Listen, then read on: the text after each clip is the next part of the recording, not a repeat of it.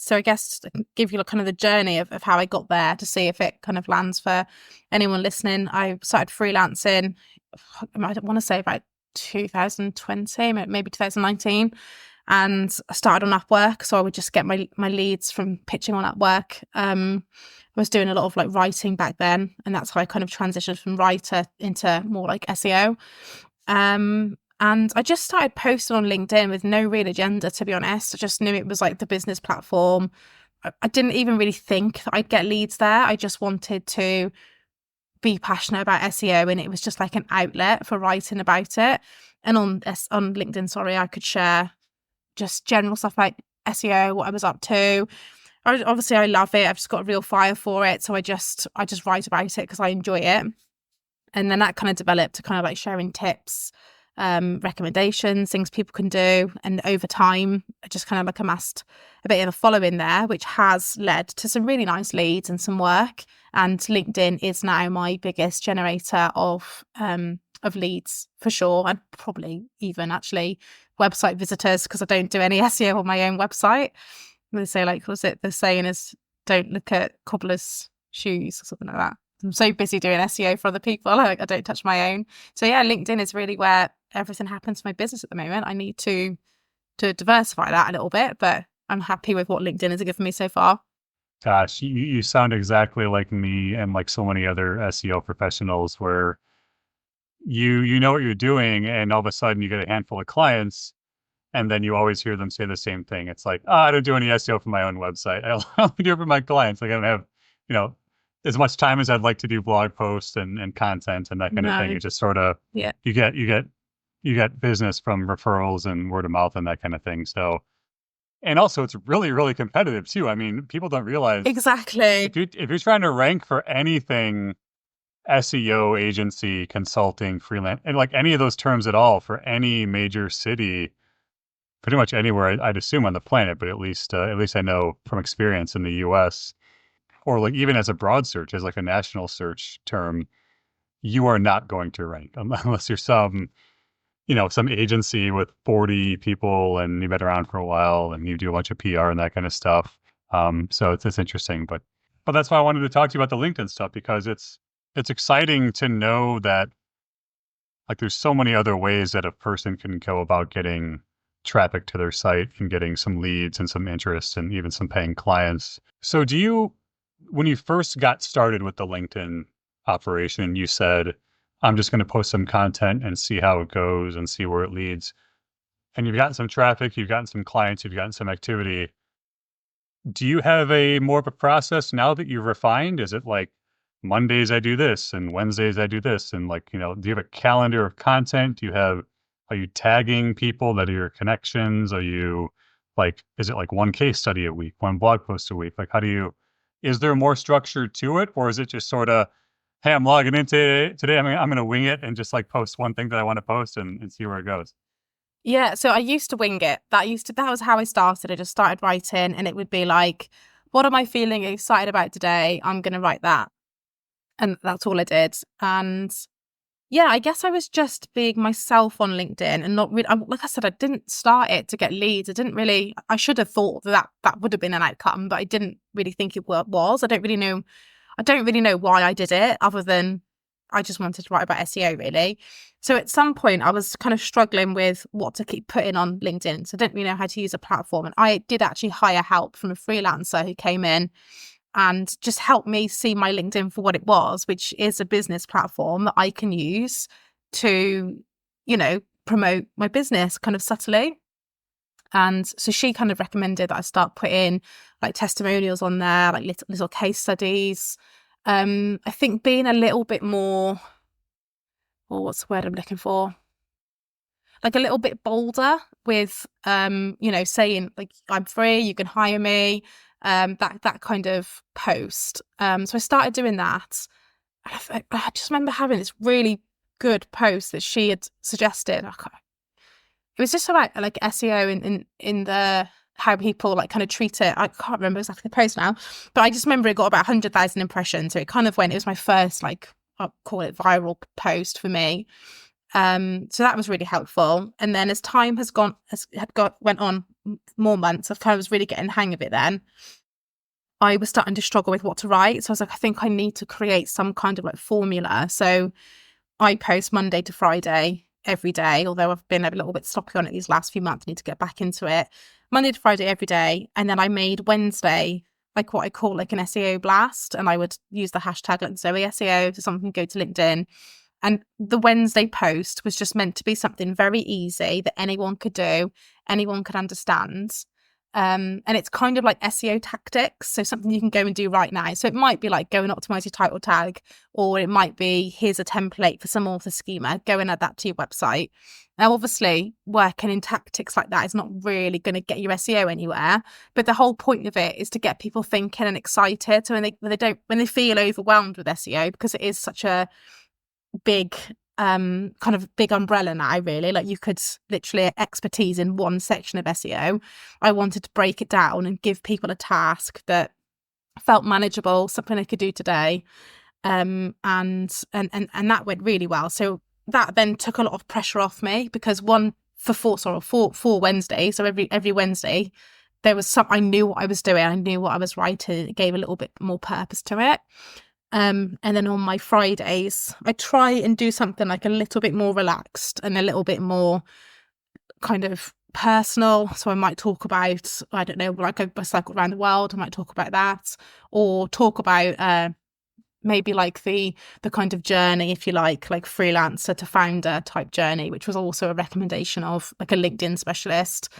And then I think of the Friday then it's a bit more of a slightly more chilled post. And that just meant then I only really had to think of new ideas 3 times a week instead of 5. I will add though, I'm talking about posting Monday to Friday. That's what I did. And that's what I loved to do. Lots of people don't post 5 times a week.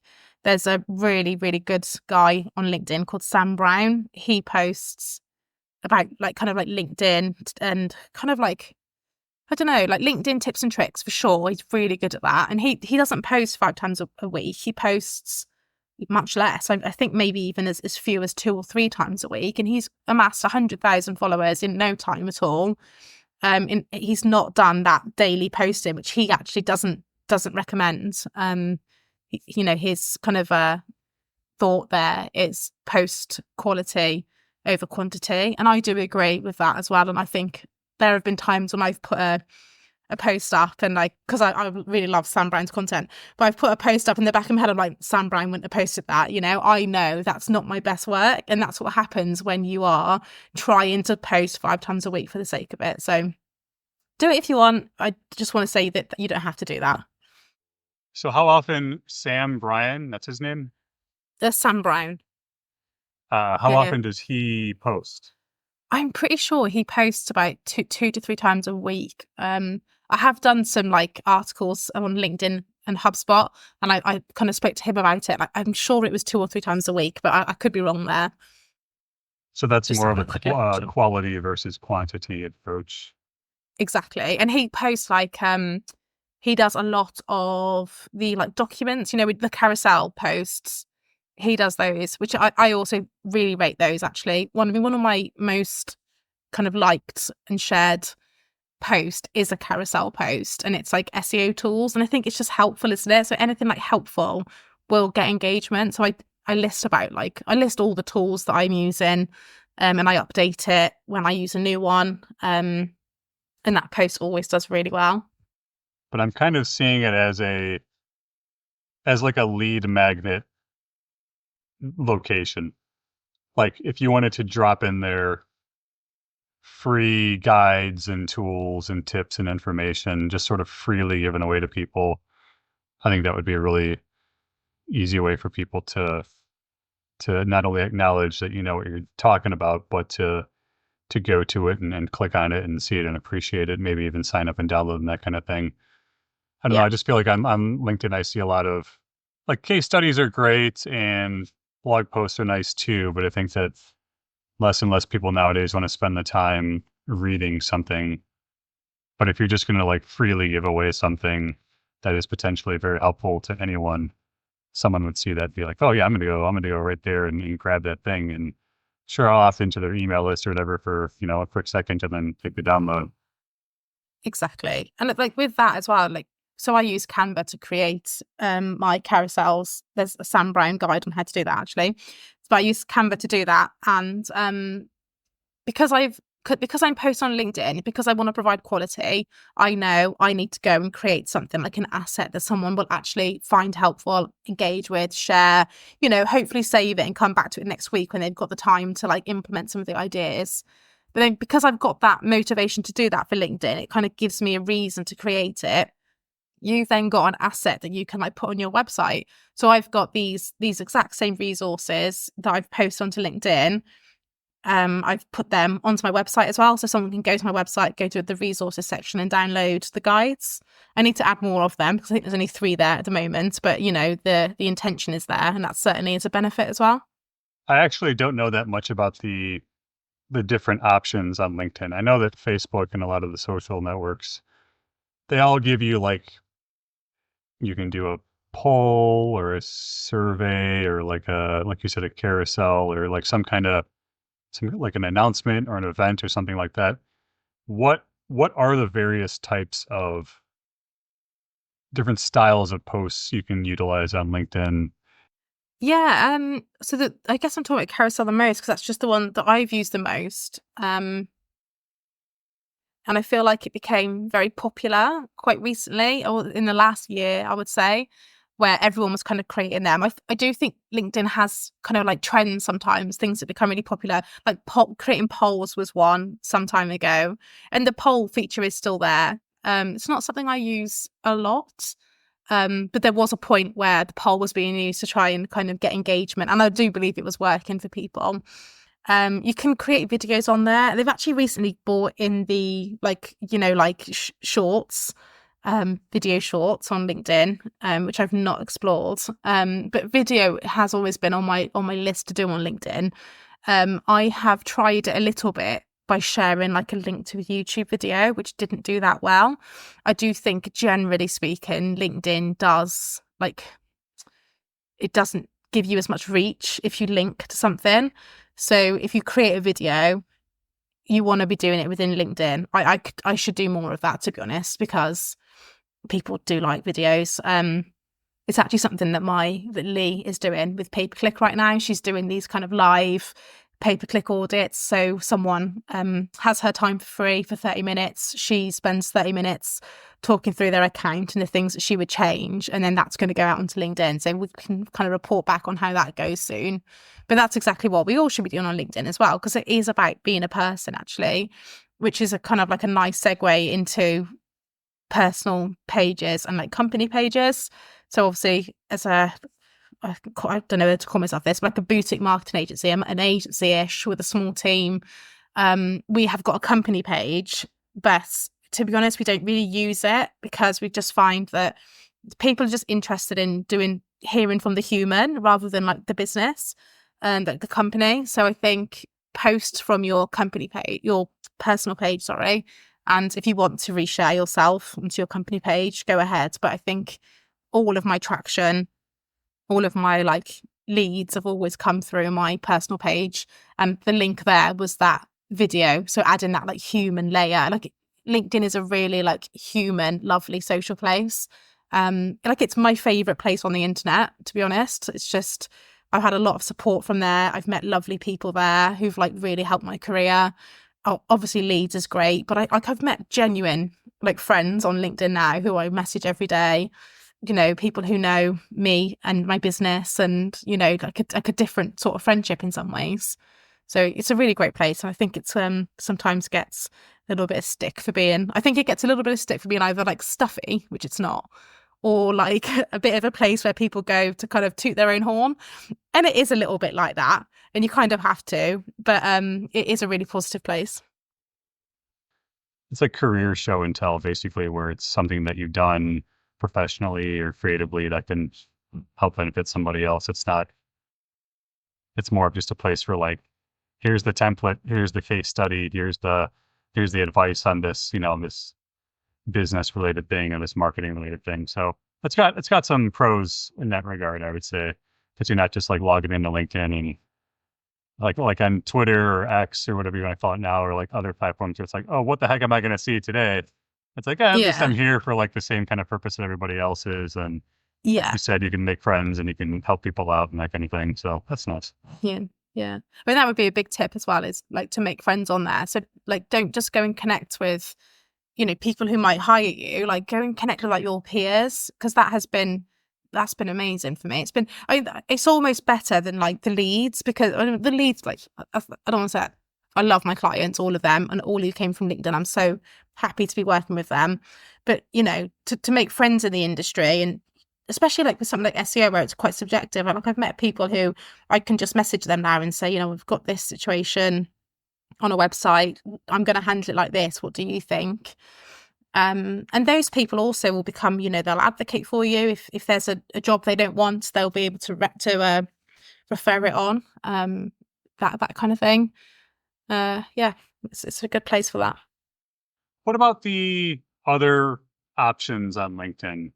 Like the premium and the what do they call the navigator, the inbox Hmm. mailer navigator. What are their do you have thoughts on any of the other tools they have usually try to sell you?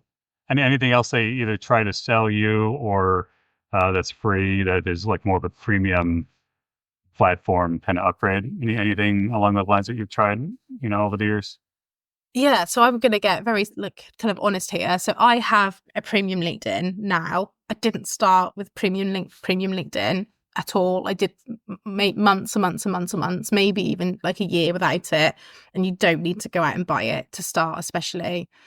I did a trial and I felt during that trial that my reach increased, and then the trial ended and I think my reach dropped. So I think that people on premium profiles have more reach. It could be a coincidence, because it would be a bit naughty of LinkedIn to give more reach to paying customers, but I think they do, because it's not an ad, is it? That's not what it is. But I do think they do encourage the membership. So I think your posts get more visibility. So I have kept it for that reason and that reason only, which I'm not actually the proudest of, because it's not. But I'm just kind of paying for more reach on a social media platform, or at least I think I am. That's not even a definite thing. There are some nice features though, which I do like, and the way I justify it is like LinkedIn gets me nearly all of my clients. So to subscribe for a year is, it's not a big deal. It does pay for itself. And you get premium features that you can see who viewed your profile. Sometimes I do look at that. I mean, I don't go and do anything with it, to be honest. I don't then go and track people down and message them or anything. My strategy on LinkedIn is very much inbounds. Like if they come to me and I don't do any outbound, I'm not saying that's the right thing to do. I would like to do more outbound, to be honest, but I'm just pretty happy with my workload at the moment. But I do like being able to see that. It can be interesting. I quite like the ability to like direct mail people, because I think the kind of annoying thing about LinkedIn is, in order to message someone who you're not connected with, you do have to pay to do that with in-mail credits. And, I don't like to send connection requests to people that I don't know, that might not accept me. But having that in-mail does give me the ability to be able to send them a more useful message about why I'd like to connect or what I particularly liked about their work. When you connect, you get to send a note of like 300 characters, but obviously with the in-mail, you can send like a more thoughtful connection message, which I do like. Yeah, I think that's probably about it, to be honest. Oh, that's right. Sorry. With the premium, you do get to have your service page, I think. So is that premium? I'm not sure now. But the service page is pretty good, and I have had some leads through there and some good leads as well. Yeah, so I think the services page is a paid feature. Yeah, there's a little bit there. I definitely wouldn't start with it. But I think if you were really enjoying LinkedIn and you were starting to kind of get a following, or you were getting leads from it, I would definitely consider it. And I have to stand corrected here. I think the service pages are free to create, but there are some features available on the premium account. Yeah, so you can add a few more things to your service page, Which, in fairness, I think is not such a bad thing because, like I said, the service page has got me some leads. Not many though, but some. Most of them just come through organic posts and through the personal messenger. I think there's a lot of speculation for any platform on whether or not the paid services get you more results, like they get you more reach and that kind of thing. Yeah, I mean, some of them just yeah, honestly advertise it. Like if you're looking for client work on something like Upwork or some kind of freelancing network, usually they'll say you can boost your profile or your post for like an extra, $10, $20, whatever it might be. You're going to triple your reach and this kind of thing. They make it a sponsored appearance. So I would not be surprised if LinkedIn, as part of their algorithm and their business model, will kind of feature and promote people who are paying versus those who are just using it as a free platform. Because it's a good that's way to my get that feeling. person. Yeah, it's a good way to get that person to see the benefit of using it and be like, oh, geez, I was performing better on the premium, and now it's gone down. And Yeah, it's like one of those psychological tricks to get someone to to sign up for something and you keep doing it. But in your case, it is just a legitimate business expense. I mean, it's just yeah, part of doing business is to pay for that feature. And if it brings you in your work, then brings you in the revenue, then that's that's one thing you're happy to pay for, and you're not so concerned about running ads on different ad platforms and managing a bunch of marketing campaigns. If it's just pretty simple and straightforward and just one platform and one payment for something that can help you get revenue, then that's you okay. might as well keep doing it. Completely agree. Yeah, I mean, I will reiterate. I wouldn't start with it. There's no need. But certainly, if it's going well, then it's a good investment, in my opinion.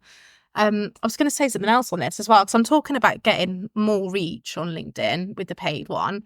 But I will say I always felt like reach on LinkedIn was really good. And I've used like social media platforms before, not so much for business, but I've had like an Instagram account. When I cycled around the world, I created an Instagram account and I was like, this is a really cool thing to do. It's a cool story. I posted on Instagram all the time. And I managed to get like 2,000 followers in years doing this cool thing with good stories, and it took me way less time to grow to like 26,000 people following on LinkedIn, because I think the reach on LinkedIn is just so much more generous. I think in terms of like reach, the two best platforms for sure are LinkedIn and TikTok, which I've done a bit on TikTok as well. Not so much for work though, not for leads even. I just post about freelance on TikTok. But yeah, LinkedIn and TikTok are the two best social media platforms for kind of like being generous with how many people you can reach with your posts, which I think is really good. And that's Wow, without the premium. Like you get more for premium, but it's still good as it is. that's fantastic. Thanks for sharing that. I think that there's a lot of people, including me, who are TikTok is the new player in town, and a lot of us are sort of like, what is this thing? Like, who's the audience on here? What kind of content works well? But I've actually heard they're doing some cool stuff lately. They are implementing, speaking of SEO, they've got their own search bar now, their own search icon, search Mhm. engine. So that may become something in the near future, something Yeah. for SEOs to think about, not just doing SEO for Google and YouTube, Amazon, whatever the algorithm is, but then now TikTok as well. But it's nice to hear you say that it can be used for reaching a lot of people and getting some good results, because Yeah. I think a lot of people see it as a place that you post your dancing videos or like your Yeah, yeah.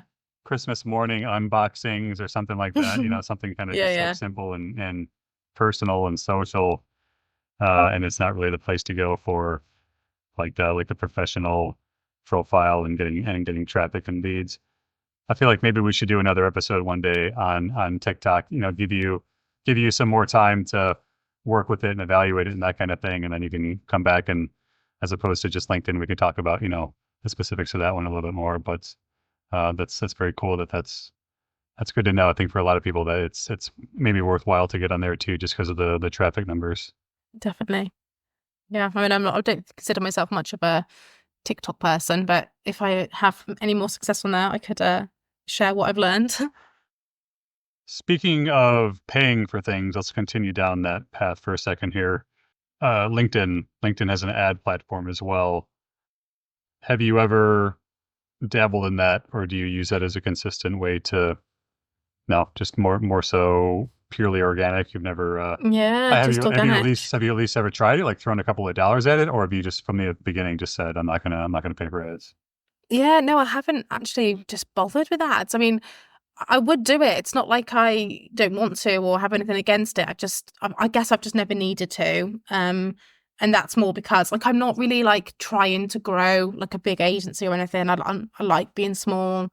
I like working with a few great clients, so I don't need to do it, I guess. I did at one point have Sales Navigator, which is a premium feature on one of the premium packages. I think I didn't properly use that in the end. I just kind of like wasted it. Just never got round to it. So unfortunately, I'm not someone to talk to about the paid side of it really. Everything I've done on LinkedIn has been organic. And it's just always been fine for me. And just what I enjoy as well. If you're an individual like what I do, I don't have a I don't have an agency name. Like I don't have a .com that's like SEOelite.com or like Windy City SEO or something like that. It's just the freelance approach that a lot of other people use where it's just myname.com, like the company is me, like I am the persona of the company. Do you think that is it enough to just use LinkedIn as you do for like just the personal profile, or would there still be any kind of additional features or benefit to me? Like if I made paulwiggerson.com as an entity with like a business page, would that be kind of like maybe redundant and not a good use of time? Should I just gonna, have the personal profile and be the freelancer? I would say that the personal profile would be absolutely fine. So I said earlier, I think I started freelancing. I think it was 2019 actually when I started freelancing. And I was using Upwork back then. Didn't create a website because Upwork kind of was my website. Like that's why didn't really need a website because everyone was coming through there. And then I kind of started posting on LinkedIn and then kind of gravitated more toward LinkedIn. And that's where the leads started coming in. And then like LinkedIn became my website. So I did buy like zoeashbridge.co.uk and zoeashbridge.com a few years ago. I tried to make myself a website, which was terrible because I'm not a developer at all.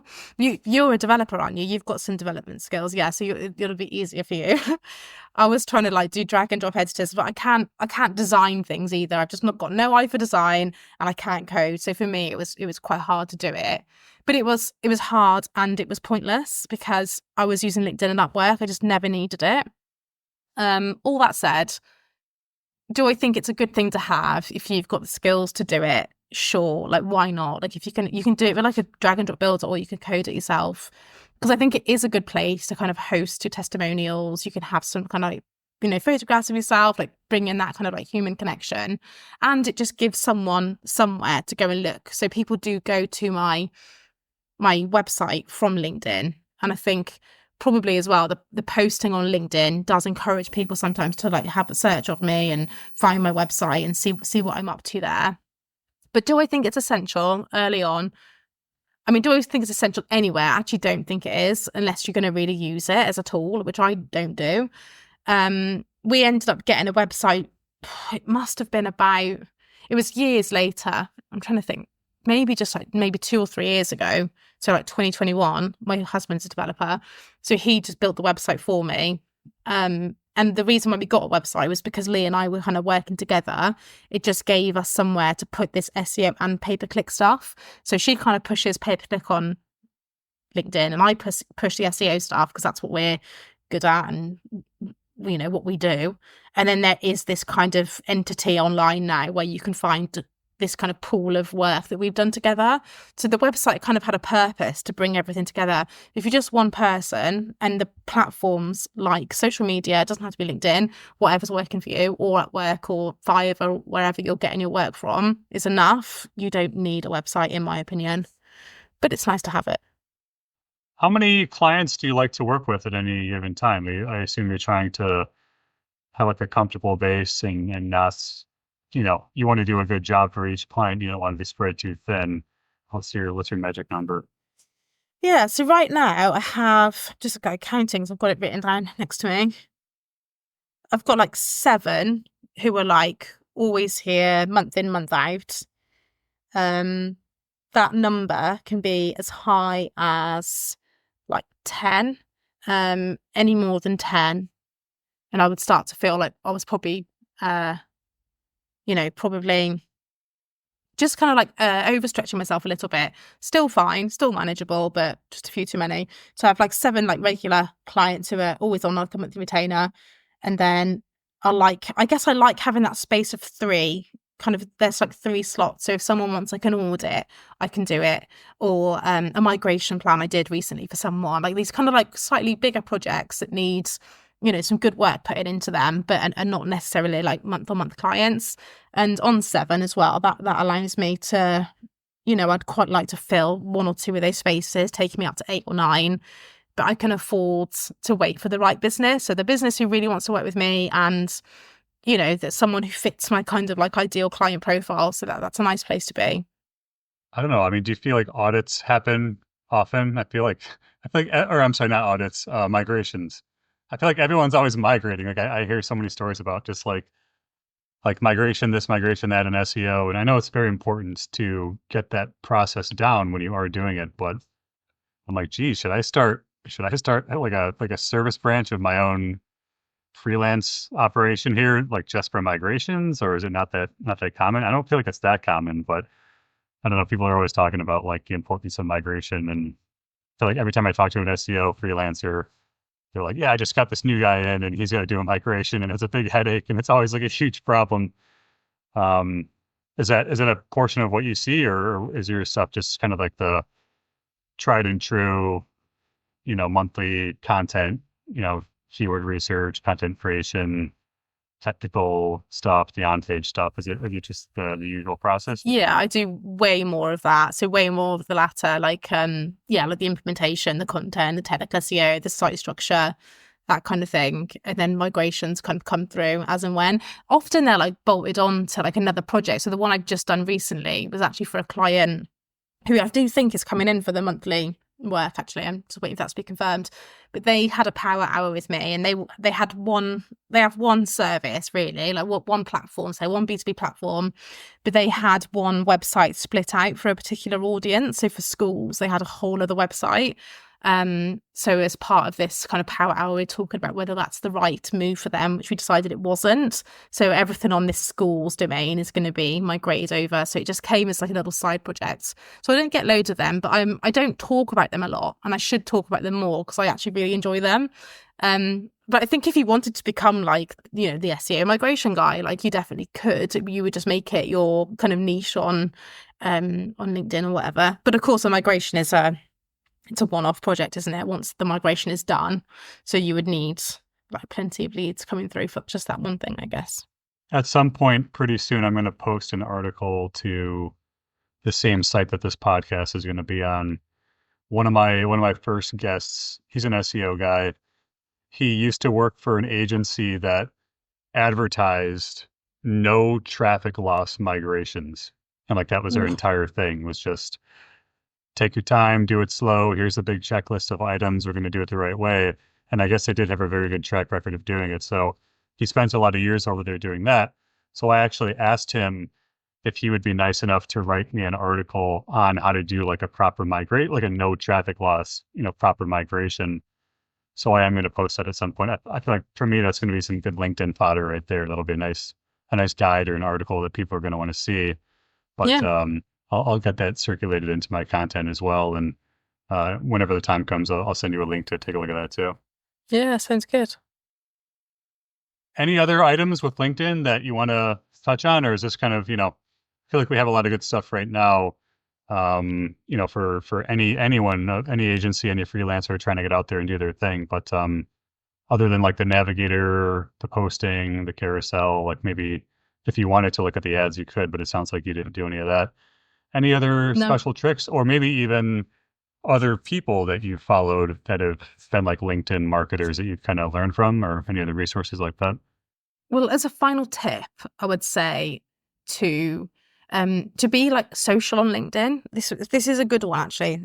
Should have we said earlier, but like LinkedIn does actually really like rate commenting, so people engaging with other people.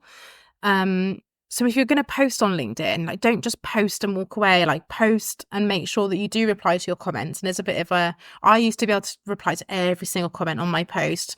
Unfortunately, there's a lot of AI comments on LinkedIn now. So I've kind of lost the motivation to be quite so good at that, which is a shame because I used to love the comment engagements. But if you've got what it takes to reply to all the comments in the AIs, like definitely do it. But, better than that is to comment on other people's posts.